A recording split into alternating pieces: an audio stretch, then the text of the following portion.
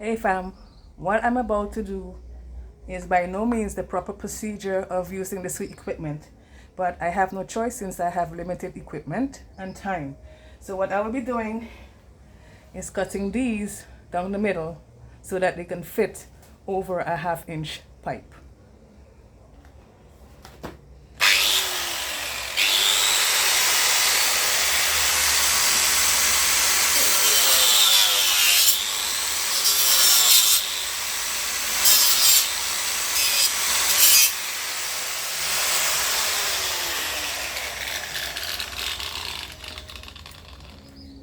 And here we go. I'll clean that up later. But that's pretty much the idea. Now, let me finish up the rest.